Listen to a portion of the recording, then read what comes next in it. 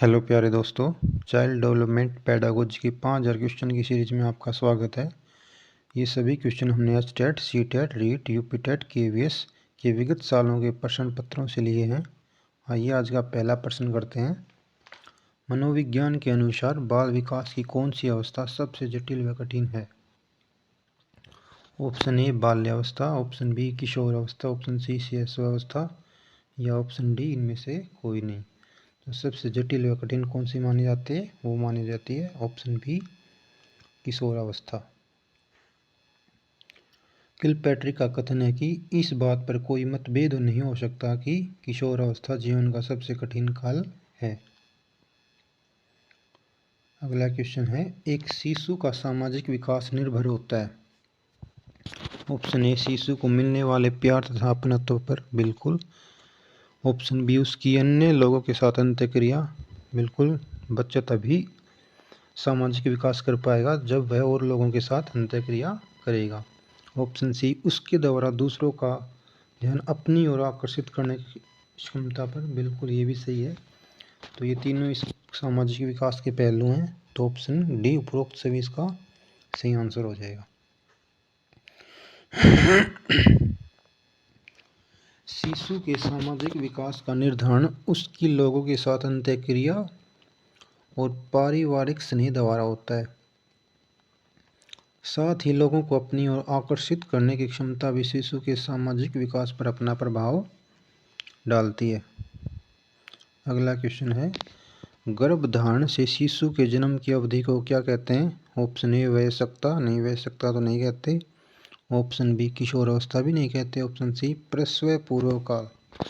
हाँ, ये आंसर सही है।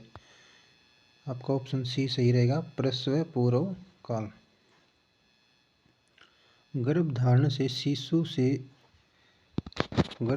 शिशु के जन्म तक की अवधि को प्रसव पूर्व काल कहते हैं। इस अवधि का लगभग 280 दिन और 9 महीने 10 दिन होती है। ठीक है।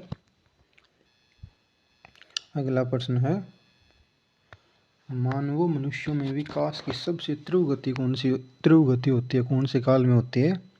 ऑप्शन ए शैशव काल में, ऑप्शन बी किशोर अवस्था में, ऑप्शन सी यौवन अवस्था में, ऑप्शन डी बाल अवस्था में। तो सबसे तीव्र गति होगी ना, वो होगी आपके ऑप्शन ए शैशव काल में। अगला क्वेश्चन है, इनमें से कौन सी ग्रंथि पीयूष ग्रंथि को नियंत्रित करती है तथा इस प्रकार शरीर को सामान्य तथा आनुपातिक विकास को प्रभावित करती है?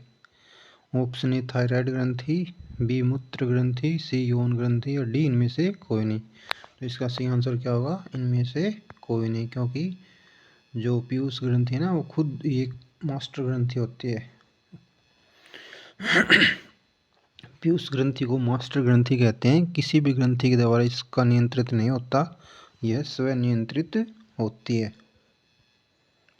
अगला क्वेश्चन है, बालक का प्रारंभिक विकास मुख्यतः किस पर निर्भर है? जो बच्चे का प्रारंभिक विकास है, डेवलपमेंट है, वो किस पर डिपेंड होता है?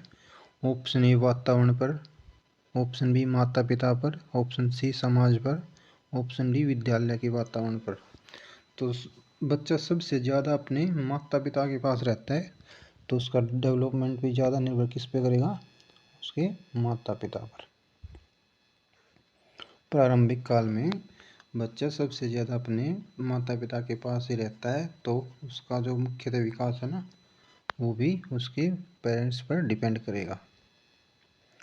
बालक का प्रारंभिक विकास माता पिता पर निर्भर करता है, इसलिए माता पिता बालक के प्रथम शिक्षक माने जाते हैं।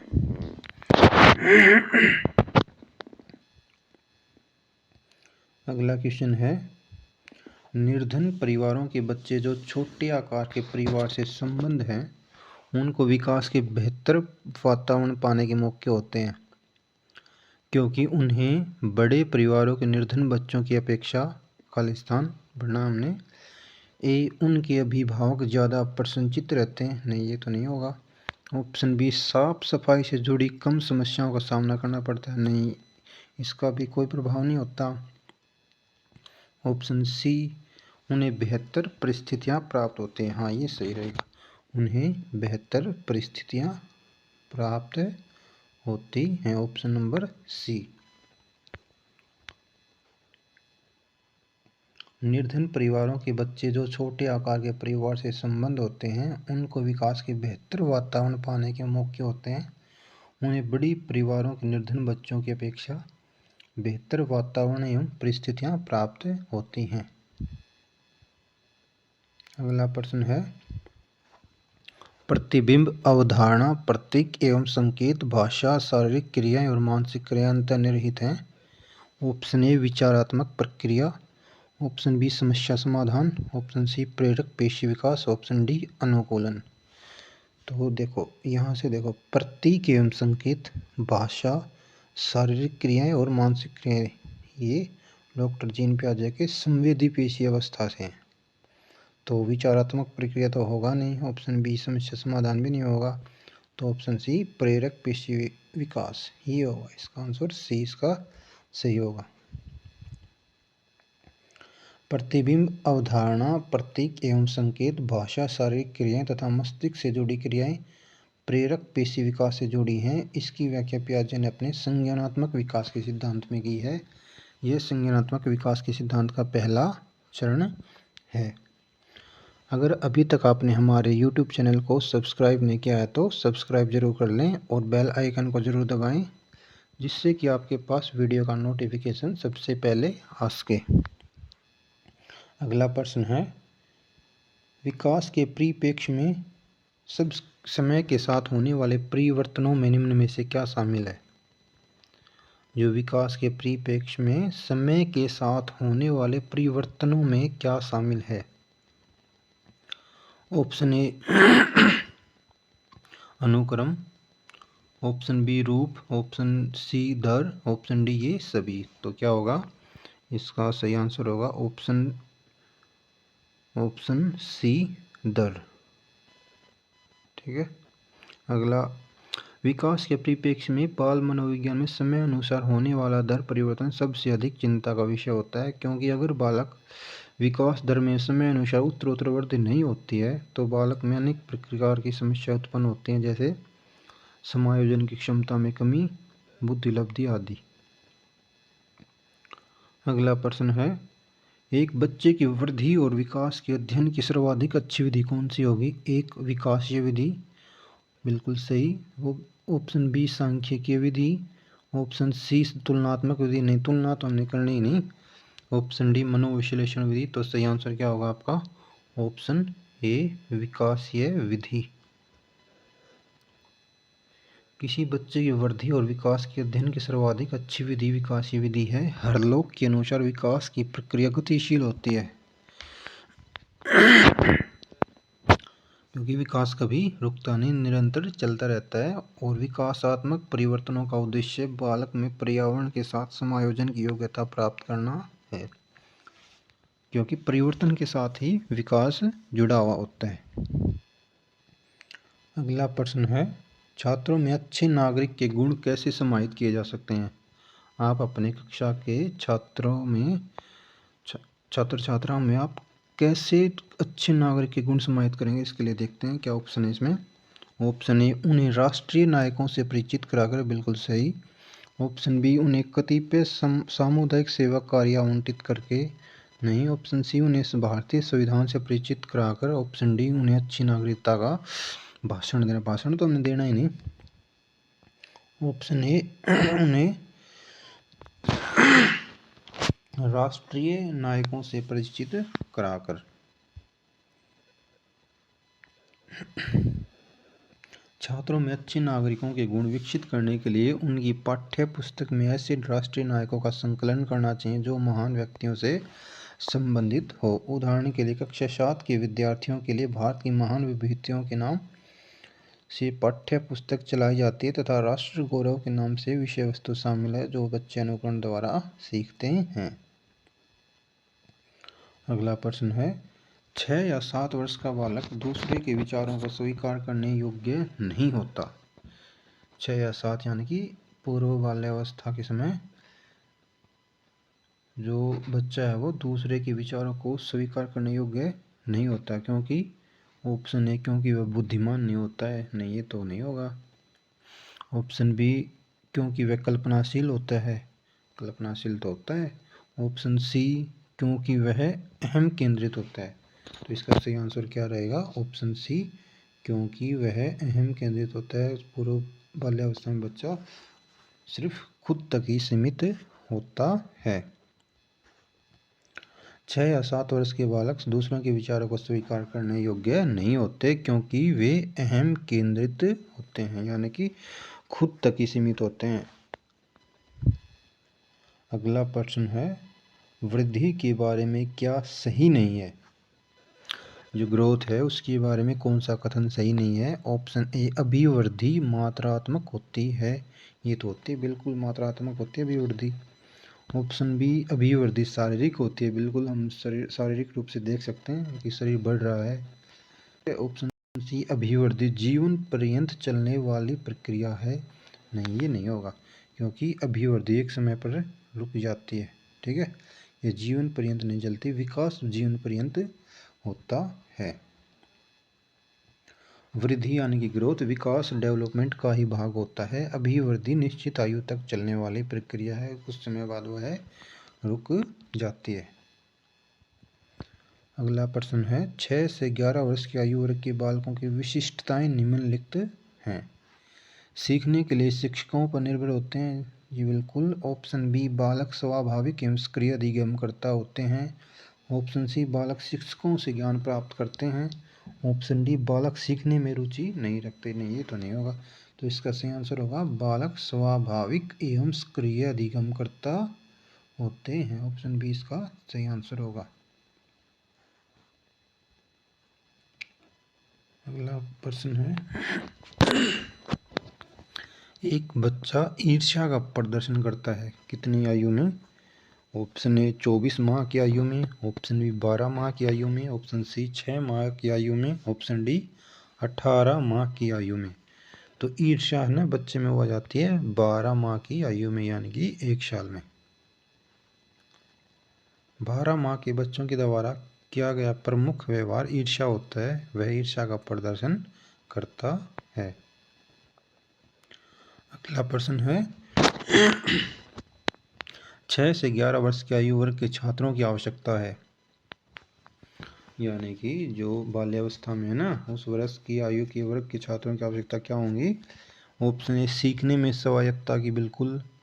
ऑप्शन बी सीखने में स्वायत्तता का, यानी कि उसमें कोई दबाव नहीं डालना बच्चे पे, वो अपने आप चीज़ें करके देखे शिक्षक की निगरानी में। ऑप्शन बी कक्ष में प्रजातांत्रिक वातावरण बिल्कुल होना चाहिए। ऑप्शन सी क्रिया आधारित अंतःक्रियात्मक अधिगम की, यानी कि कोई भी काम करवाएं को वो क्रिया से आधारित हो। तो इसका सही आंसर होगा ऑप्शन नंबर डी उपरोक्त सभी। ऑप्शन डी इसका सही आंसर होगा। 6 से 11 वर्ष की आयु बालकों के लिए अति महत्वपूर्ण होती है क्योंकि इस आयु में बालक की कल्पनाशीलता एवं सामाजिकता का विकास होता है।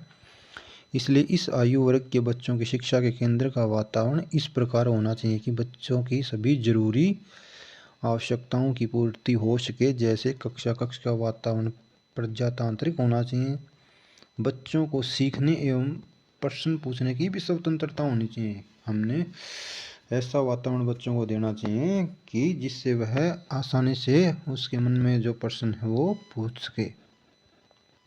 क्रियात्मक विधि अंतःक्रियात्मक अधिगम भी होना चाहिए।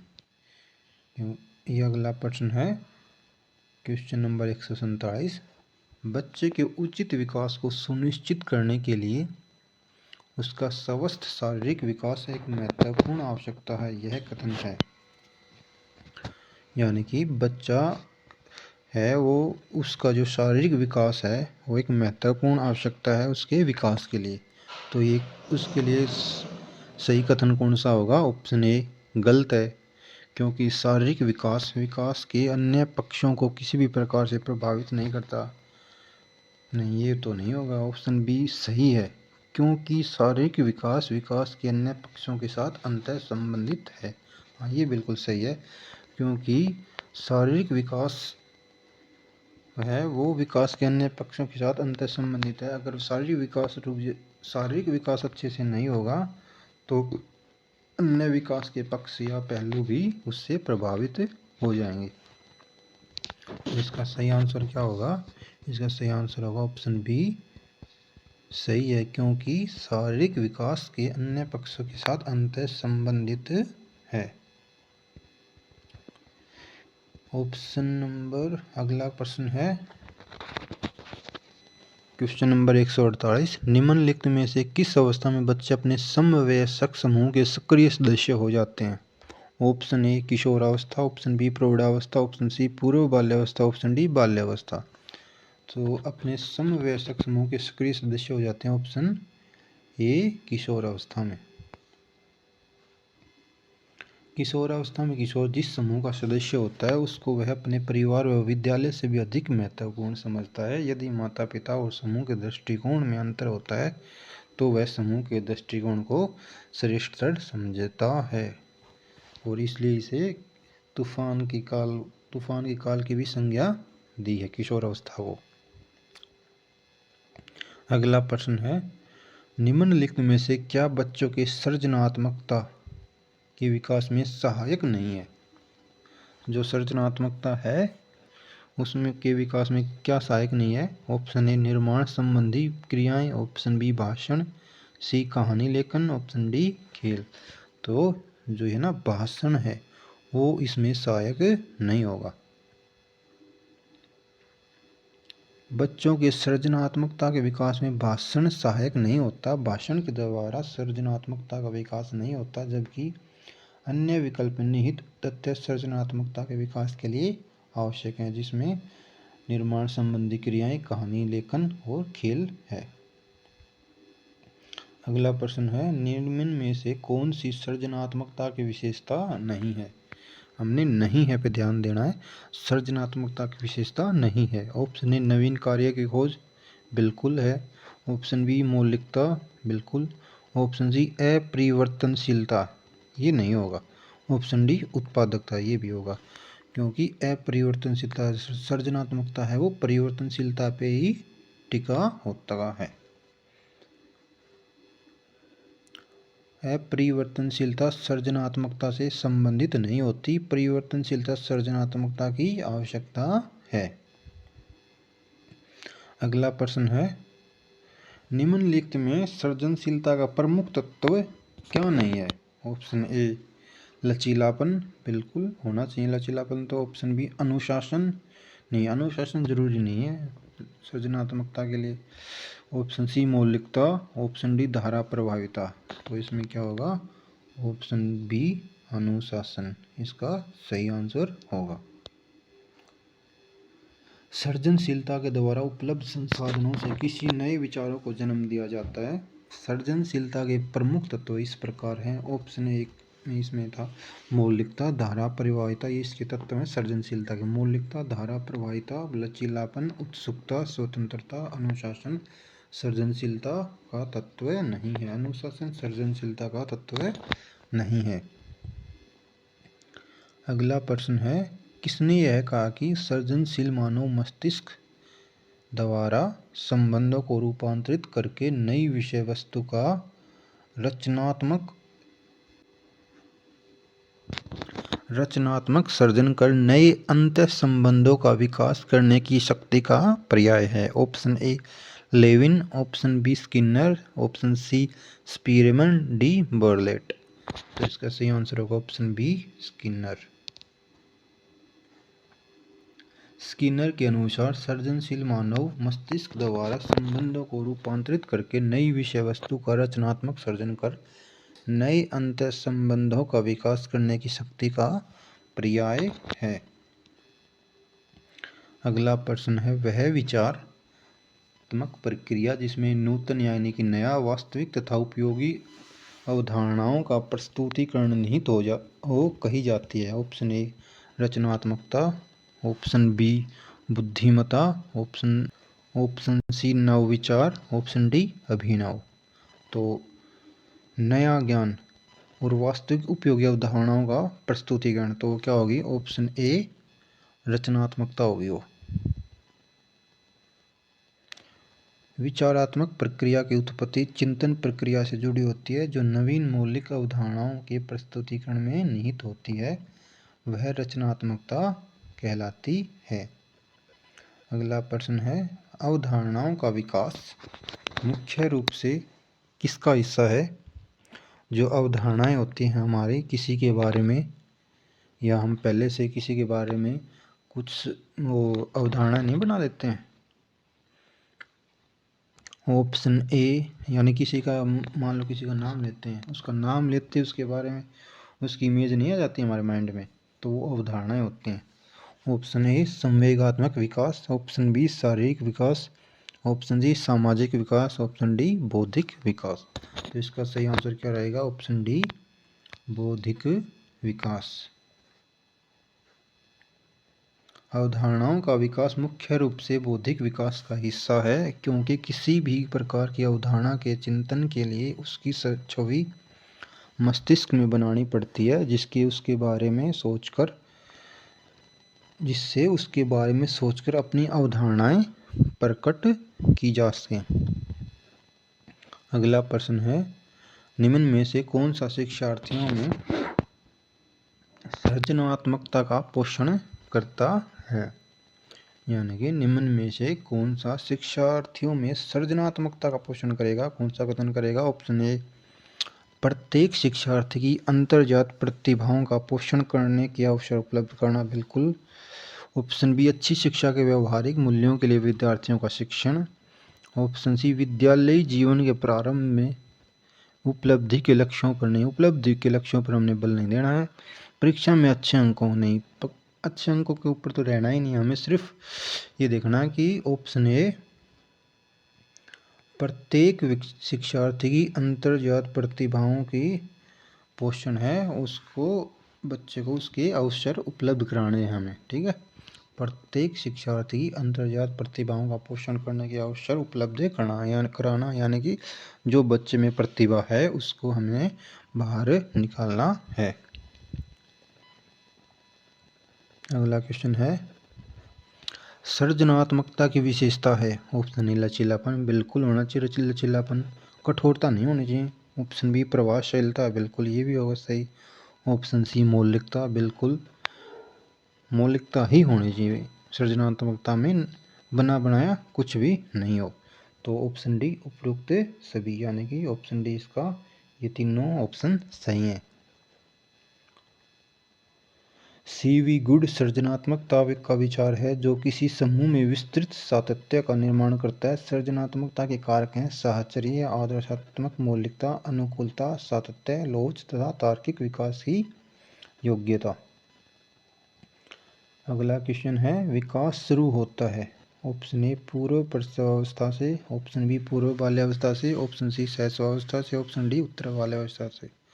तो बच्चे का विकास प्रारंभ शुरू हो जाता है पूर्व प्रसव अवस्था से। ऑप्शन ए इसका सही आंसर होगा।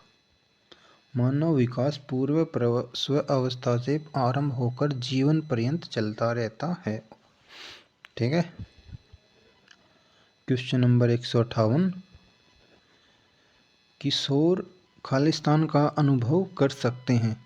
ऑप्शन ए आत्म सिद्धि के भाव, ऑप्शन बी बच्चे में किए गए अपराधों के प्रति डर के भाव, ऑप्शन सी जीवन के बारे में परितृप्ति, ऑप्शन डी दुश्चिंता और स्वयं से सरोकार। तो ये क्या रहेगा? ऑप्शन डी दुश्चिंता और स्वयं से सरोकार। ब्लेयर जॉन सिम्पसन के अनुसार किशोर महत्वपूर्ण बनना, अपने समूह में स्थिति प्राप्त करना और श्रेष्ठ व्यक्ति के रूप में स्वीकार किया जाना चाहता है, ठीक है। जो किशोर है वो अपने आप में महत्वपूर्ण बनना, अपने समूह में अच्छी स्थिति प्राप्त करना और श्रेष्ठ व्यक्ति के रूप में स्वीकार किया जाना चाहता है अपने आप को। इसके अलावा व्यवसाय चुनने की समस्या आदि के कारण वह अधिक चिंतित रहने लगता है, जो धीरे धीरे दुश्चिंतता का रूप ले लेती है। क्वेश्चन नंबर 159, नर्सरी कक्षा में शुरुआत करने के लिए कौन सी विषय वस्तु सबसे ठीक रहेगी? ऑप्शन ए मेरा प्रिय मित्र, ऑप्शन बी मेरा परिवार, ऑप्शन सी मेरा विद्यालय, ऑप्शन डी मेरा पड़ोस। तो नर्सरी कक्षा में बच्चा सबसे ज़्यादा अपने परिवार के पास रहा है ना, तो इसका सही आंसर क्या रहेगा? मेरा परिवार। ऑप्शन नंबर बी सही आंसर है। नर्सरी कक्षा का बालक सामान्यतः 3 से 5 या 6 वर्ष का होता है, जो शैशवावस्था कहलाती है। क्वेश्चन नंबर 160, ये आज का अंतिम प्रश्न है। ये सीरीज शुरू करने का हमारा मेन लक्ष्य ये है कि आपको आइडिया लग सके कि प्रश्न पत्र में यहाँ तक एग्जामिनर है ना प्रश्न पूछ सकता है। तो क्वेश्चन नंबर 160, निम्नलिखित में से कौन सा सूक्ष्म गतिक कौशल का उदाहरण है? ऑप्शन ए फुदकना, ऑप्शन बी दौड़ना, ऑप्शन सी चढ़ना, ऑप्शन डी लिखना। तो सूक्ष्म गतिक कौशल कौन सा होगा? ऑप्शन डी लिखना इसका सही आंसर है। प्यारे दोस्तों, नेक्स्ट वीडियो में कल फिर से मिलते हैं। जय हिंद, जय भारत।